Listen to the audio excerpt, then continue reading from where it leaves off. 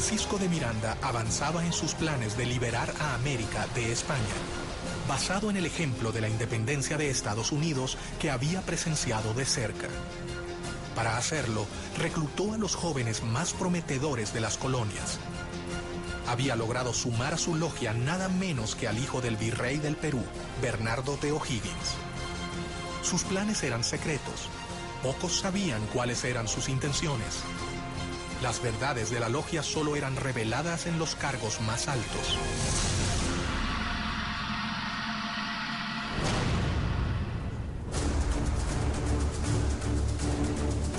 Rápidamente, O'Higgins se convirtió en una persona de confianza del gran ideólogo de la independencia latinoamericana.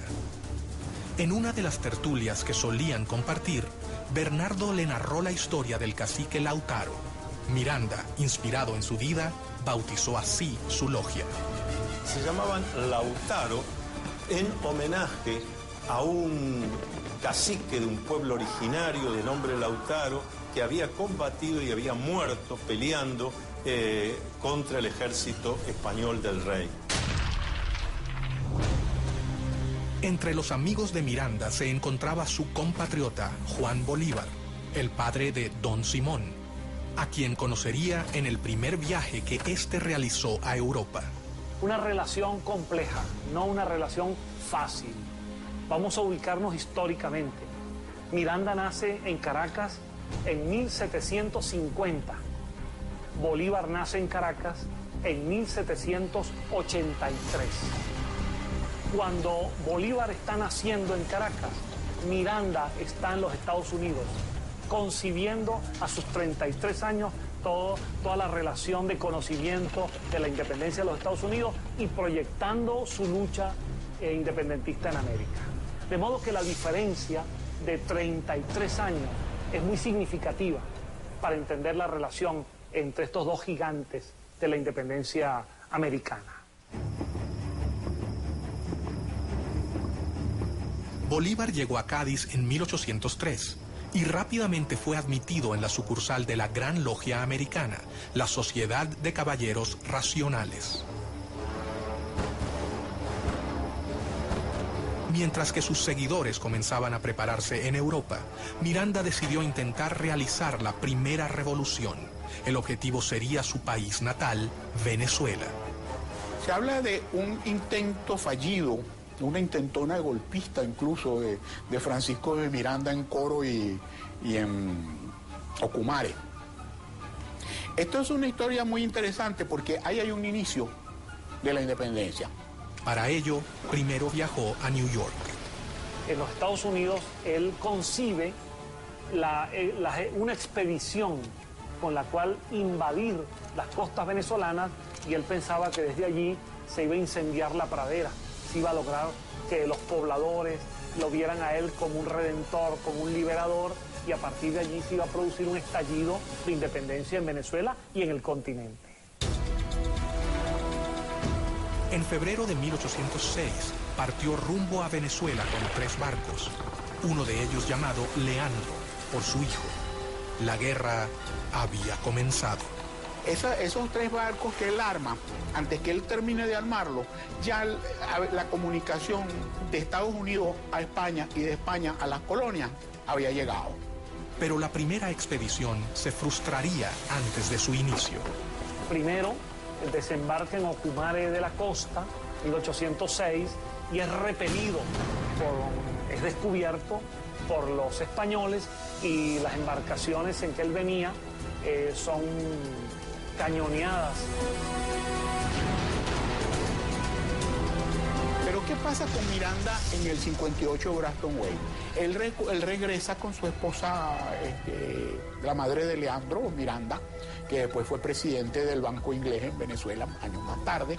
Si eso le dice algo, bueno, yo lo dejo allí con esa interrogante. Y él logra huir en el Leander, logra huir y refugiarse en las Antillas, pero las otras 2 embarcaciones terminan siendo apresadas por los españoles e incluso son ahorcados la mayor parte de los que venían como tripulante y como guerreros en esas embarcaciones. Pero el hecho es que él sigue pensando en que el momento de la independencia de América ha de cuajar en algún momento. Y va a comenzar el periodo londinense en que Miranda concibe la lucha por la independencia desde Londres de otra manera. Lo primero que hace es fundar un periódico, El Colombiano. De modo que Miranda, además de un gran memorialista, Miranda se convierte en un pionero del periodismo también.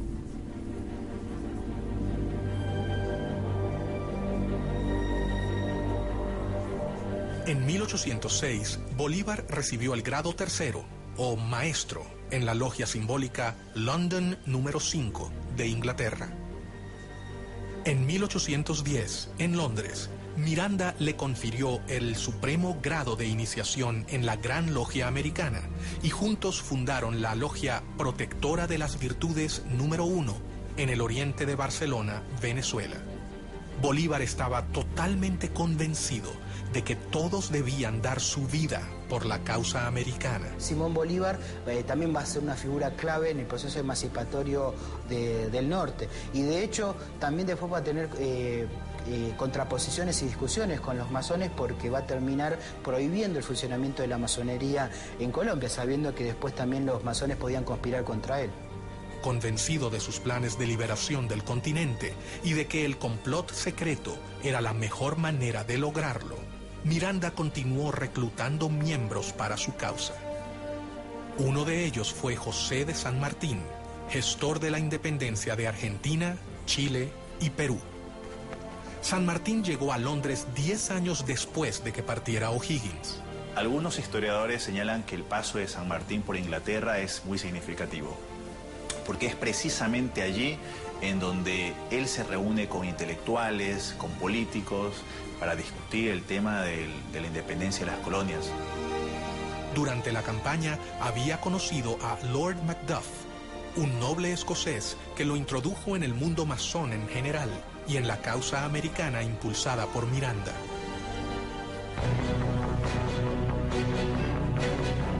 Fue allí donde San Martín hizo contacto por primera vez con círculos de liberales y revolucionarios que simpatizaban con la lucha por la independencia americana. Si San Martín fue un agente inglés, es una gran pregunta. A los pocos que han sostenido que es así, han tenido que ser, han sufrido la ira del dogma sanmartiniano. ¿Cómo poder decir semejante cosa? El centro de difusión y reclutamiento continuaba siendo Londres.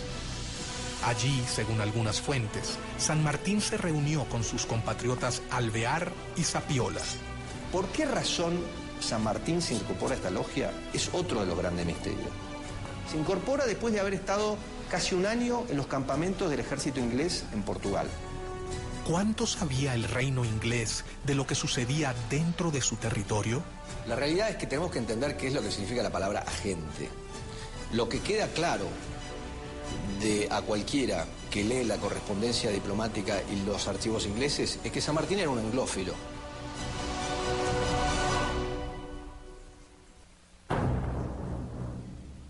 Miranda sabía que había logrado dar el primer paso.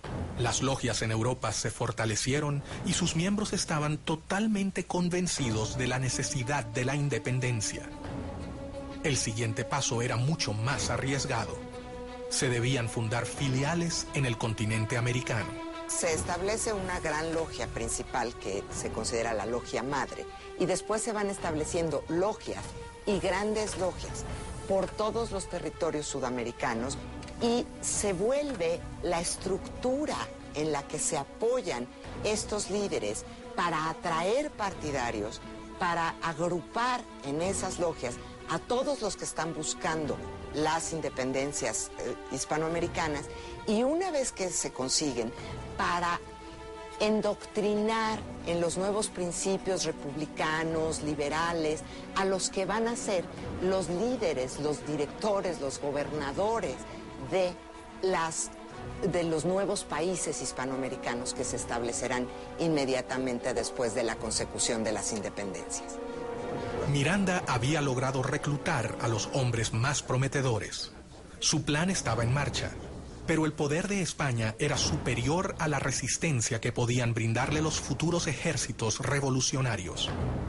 La realidad es que era una conspiración lo que querían los caballeros racionales, porque de alguna manera estaban conspirando contra el rey de España, porque querían implantar en América la independencia y la Constitución. Y eso era anatema para el sistema monárquico.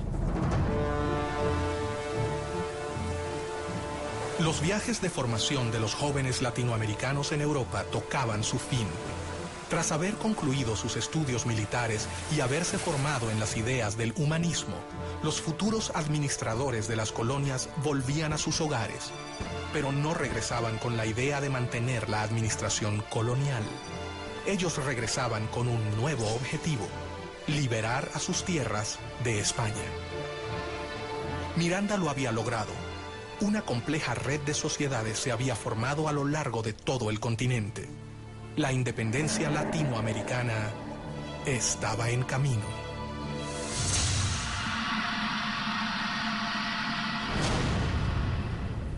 El conde de Aranda había allanado el terreno con la expulsión de los jesuitas. Pero el revés militar que había sufrido Miranda en Venezuela, cuando procuró desembarcar en Ocumare, demostraba que el ejército español iba a oponer resistencia y debía convertir esa experiencia en un mejor plan militar si no quería fracasar estrepitosamente.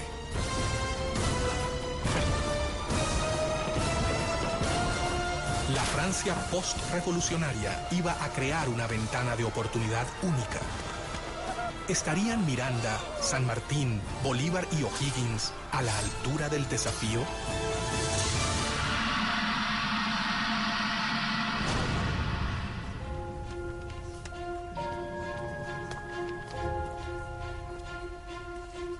Mientras tanto, un hecho externo colaboraría con la causa: la llegada de Napoleón al trono de Francia y la instauración del primer imperio llevaron a Europa a una era de guerras, caos, alianzas y traiciones.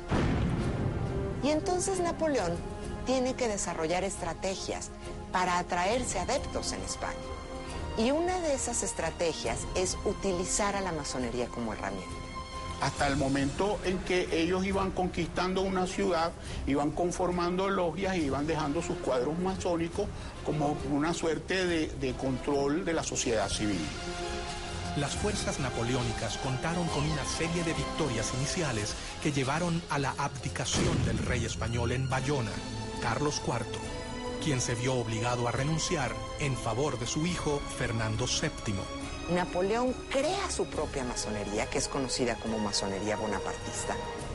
Incluye ahí a todos los que son denominados afrancesados, que son los españoles que aceptan el gobierno bonapartista y que reconocen a Napoleón y a José Bonaparte. Pero al poco tiempo, Napoleón decidió reemplazar a los reyes borbones de su trono, por lo que hizo abdicar a Fernando VII en favor de José Bonaparte, el hermano del emperador francés. Napoleón se burlaba de los masones, decía que era un grupo de imbéciles que hacían ceremonias ridículas, pero la realidad es que todos sus hermanos eran masones. No solo eran masones, sino que José Bonaparte, su hermano mayor, que luego es rey de España, era el gran maestre del Gran Oriente de Francia, es decir, era el líder de la masonería francesa. Y Napoleón utiliza la masonería como herramienta política. Y dentro de esas logias intenta difundir una serie de principios que hacen aparecer a su imperio como un imperio muy liberal, defensor de los derechos del hombre, defensor de los derechos del ciudadano, pero al mismo tiempo pues no deja de ser un imperio. Mientras Europa vivía convulsionada, las logias masónicas entendían que era el momento de actuar. Las sociedades americanas vieron con preocupación la invasión francesa sobre la madre patria. Entonces es en 1808 cuando se rompe la legitimidad y cuando la posibilidad de las independencias se presenta, porque el monarca que está ahí no es el monarca legítimo, no es el monarca reconocido. Miranda instó a sus hombres. El momento había llegado. De modo que en esos azares estaba Miranda en el medio. Miranda con su interés colocado en la independencia de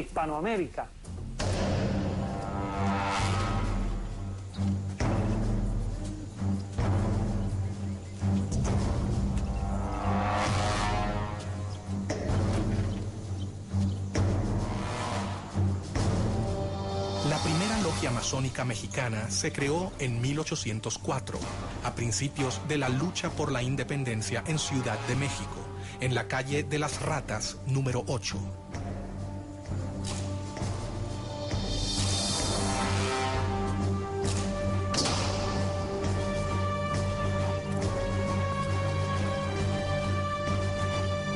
Una masonería muy poderosa, muy extendida, que produjo una enorme influencia en toda la política de México y del resto de América Central hasta la actualidad.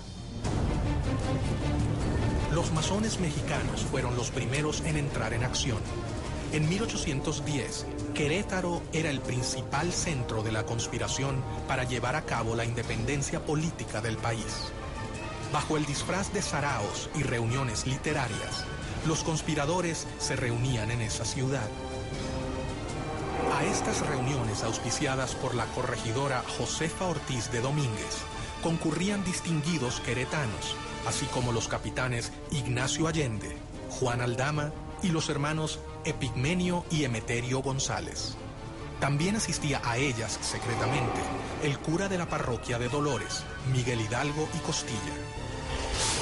Cuando ya se había fijado la fecha para el levantamiento, varias denuncias pusieron sobre aviso a las autoridades españolas y éstas procedieron rápidamente a sofocar el movimiento, cayendo sobre las casas de los conspiradores para encarcelarlos. Sin embargo, no pudieron contra ellos y el 16 de septiembre fue declarada la Independencia Nacional de México.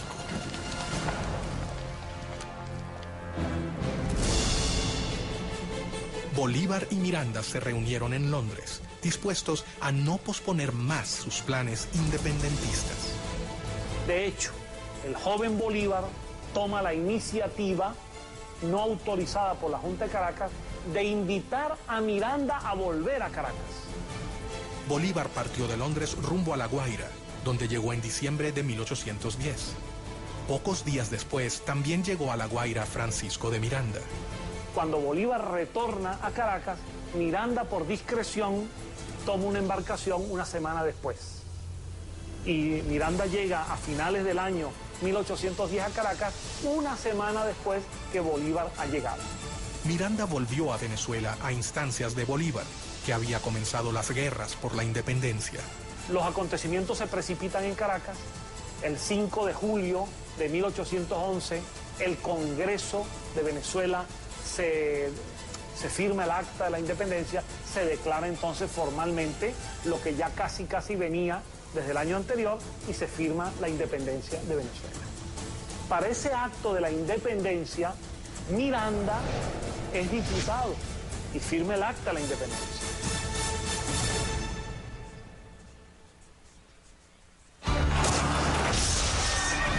Miranda fue nombrado generalísimo del ejército venezolano, pero tras una serie de reveses militares, tuvo que capitular. Una de las causas que han forzado a Miranda a capitular es la pérdida de Puerto Cabello, que era la primera plaza militar de Venezuela. ¿Y quién estaba al frente de la plaza de Puerto Cabello? El coronel Simón Bolívar. Miranda y otros 400 patriotas a los que al capitular se les había prometido la posibilidad de exiliarse, fueron apresados. Fue tomado prisionero por un grupo de oficiales venezolanos, entre ellos Simón Bolívar. Y cuando ve a Bolívar, a Miguel Peña y a otros más que lo estaban deteniendo, Miranda exclama en una de las frases que más ha marcado el destino venezolano, una frase dramática hasta el día de hoy. Miranda dice: bochinche, bochinche. Este pueblo lo único que sabe hacer es bochinche. Y finalmente Bolívar es un agente histórico de aquellos que lamentablemente intervinieron para que Miranda fuese detenido. En mi opinión, un verdadero lunar en la historia de Simón Bolívar, la detención de Miranda. Las revoluciones habían comenzado. Los resultados hasta el momento eran confusos. El plan había sido preparado paciente y ordenadamente. Los masones no podían contar con un mejor contexto para ejecutar sus planes de independencia. América era un reguero de pólvora que quedaba a 10.000 kilómetros de la metrópoli que la dominaba desde hacía casi 3 siglos. De hecho, las logias masónicas permitieron resguardar este funcionamiento para permitir organizar y libertar a América dentro de un gobierno que era opresivo. Los masones habían cambiado definitivamente los libros y sus reuniones por las armas. Era el momento de la acción.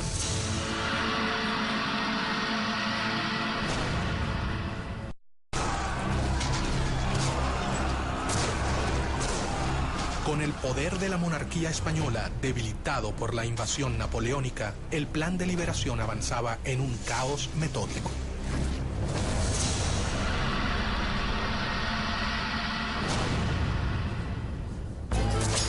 Dos caudillos se destacan en los ejércitos libertadores, 2 discípulos de Francisco de Miranda, José de San Martín, quien desde el Río de la Plata sube hacia el norte, y Simón Bolívar, que lleva la revolución en sentido inverso, desde Venezuela. El ataque al poder real solo podía triunfar si se hacía en simultáneo, como si fuera un plan orquestado. José de San Martín fue iniciado en una logia en Cádiz, España. Desarrolló toda su carrera masónica hasta llegar al grado de maestro masón, porque él había hecho un juramento. Como militar, él había jurado defender al rey de España y a lo que el rey de España dispusiera. Y ahí se ve la grandeza masónica de San Martín, que a pesar de en ese momento ser atacado por muchos de los que hasta ese momento habían sido sus compañeros, él decide ponerse por encima y hacer lo que había que hacer. El cónsul norteamericano en Buenos Aires, a principios de 1819, dice claramente, hasta ahora, el principal aliado de Inglaterra en esta parte del mundo es San Martín. De hecho, hay cartas del cónsul inglés en Buenos Aires, Robert Staples, en el año 1817, en donde se reúne con San Martín y San Martín le dice que San Martín le pide que Inglaterra le haga llegar a él en privado sus puntos de vista de cómo tiene que seguir el tema de la revolución. Pero Fernando VII logró regresar a su trono y cuando lo hizo, consciente del poder de las logias, instaló nuevamente el régimen absolutista. Persiguió el constitucionalismo, el liberalismo y la masonería, a los que reprimió con la policía y la Inquisición. Pero la batalla estaba prácticamente perdida. Primero cuando decían vamos a fernandear, en cierta medida lo que estaban diciendo es vamos a generar una monarquía constitucional, que en algunos casos era llegar a simplemente constituir un mecanismo de gobierno del pueblo, pero todavía respondiendo a un monarca o algunas organizaciones centrales. El proceso de independencia encontraba escollos, las diferencias entre sus actores crecían. Todo parecía indicar que era más sencillo ponerse de acuerdo en liberar a América Latina de España que en sentar las bases de un nuevo tipo de sistema de gobierno.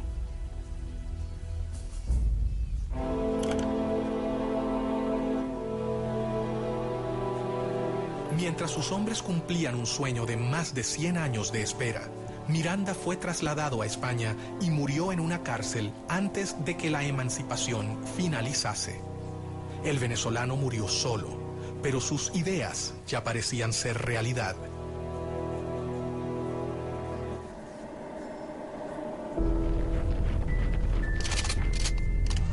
Los conflictos en Europa y España ocurrían tal y como lo había previsto Pedro Pablo, conde de Aranda, cuando sostuvo ante el rey Carlos III: jamás han podido conservarse por mucho tiempo posesiones tan vastas, colocadas a tan gran distancia de la metrópoli.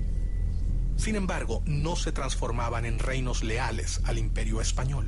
Todas estas diferencias marcan en cierta medida también algunos posicionamientos de intereses que tenían cada uno de los grupos, tanto regionales como de las alianzas estratégicas a nivel internacional que tienen cada uno de ellos.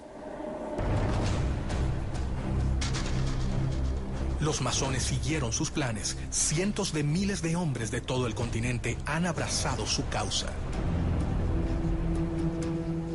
Sin embargo, un hecho dejaría abierta para siempre una pregunta que jamás ha podido ser respondida. El 26 de julio de 1822, en medio de las batallas, los dos generales, Bolívar y San Martín, realizaron una reunión a solas en la ciudad de Guayaquil. Era evidente, era necesario que se reuniesen los dos grandes libertadores, Bolívar y San Martín, que hasta ese momento no se conocían personalmente. Este va a ser su primer y único encuentro en 1822. Ellos conversaron y esas palabras que nadie jamás supo cambiarán la historia del continente. ¿Qué ha pasado ahí? ¿Qué ocurrió? Se ha especulado mucho, pero no lo sabemos. Pero no lo sabemos precisamente porque como buenos masones conocían todos los secretos y algo los lleva a tomar esas decisiones. Bajo una de las versiones más popularizadas, por ejemplo, en la Argentina, la influencia inglesa fue bastante nefasta y de alguna manera impidió que San Martín terminara su tarea liberadora y que de alguna manera lo forzó a retirarse de América en su entrevista con Bolívar. Tras conversar a solas, los hombres se despidieron. Pero al salir, la realidad había cambiado. Bolívar finalizaría la gesta independentista. San Martín se retiraría a Europa. Yo no sé si San Martín era un agente inglés. Lo que sí sé es que San Martín era un hombre que tenía convicciones políticas muy conservadoras que era conveniente para Inglaterra. ¿Tuvo algo que ver Inglaterra en esta reunión? El hecho es que los historiadores, algunos historiadores, han registrado que el propio saludo que se dan San Martín y Bolívar al conocerse en Guayaquil es un saludo típicamente masónico.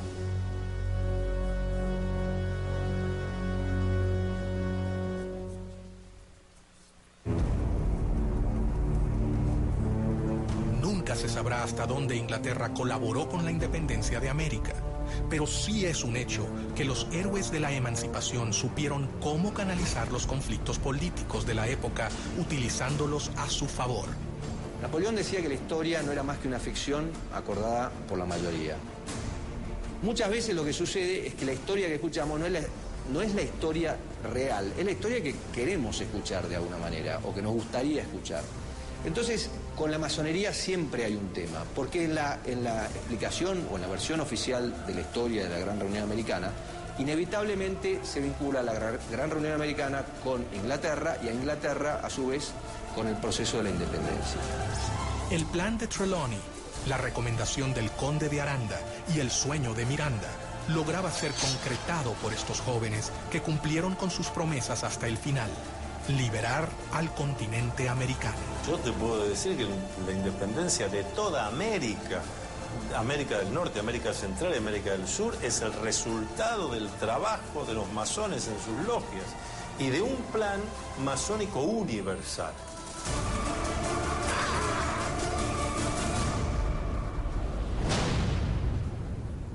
Confianza del gran ideólogo de la independencia latinoamericana.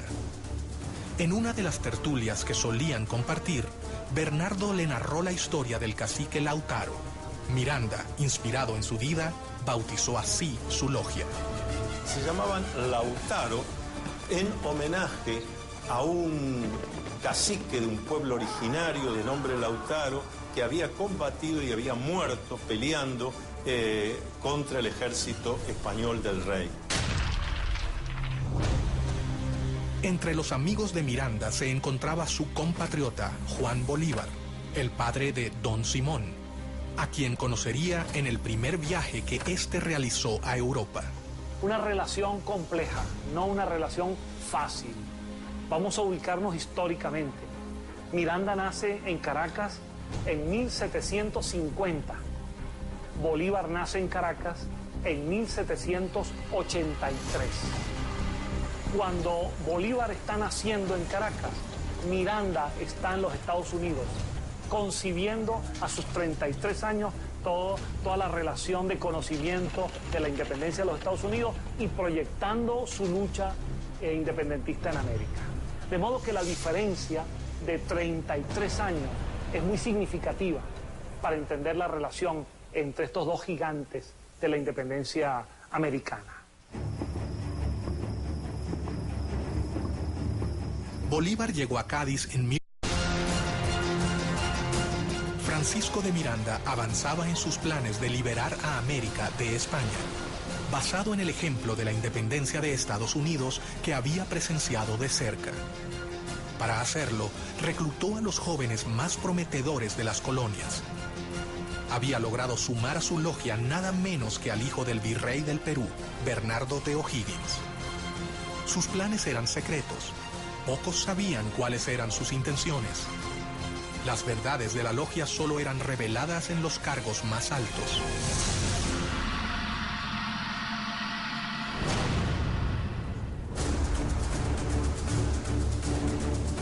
Rápidamente, O'Higgins se convirtió en una persona de Confil 803 y rápidamente fue admitido en la sucursal de la Gran Logia Americana, la Sociedad de Caballeros Racionales. Mientras que sus seguidores comenzaban a prepararse en Europa, Miranda decidió intentar realizar la primera revolución. El objetivo sería su país natal, Venezuela. Se habla de un intento fallido, una intentona golpista incluso de Francisco de Miranda en Coro y en Ocumare. Esto es una historia muy interesante porque ahí hay un inicio de la independencia. Para ello, primero viajó a New York. En los Estados Unidos, él concibe una expedición con la cual invadir las costas venezolanas y él pensaba que desde allí se iba a incendiar la pradera, se iba a lograr que los pobladores lo vieran a él como un redentor, como un liberador y a partir de allí se iba a producir un estallido de independencia en Venezuela y en el continente. En febrero de 1806 partió rumbo a Venezuela con 3 barcos, uno de ellos llamado Leandro, por su hijo. La guerra había comenzado. Esos 3 barcos que él arma, antes que él termine de armarlo, ya la comunicación de Estados Unidos a España y de España a las colonias había llegado. Pero la primera expedición se frustró.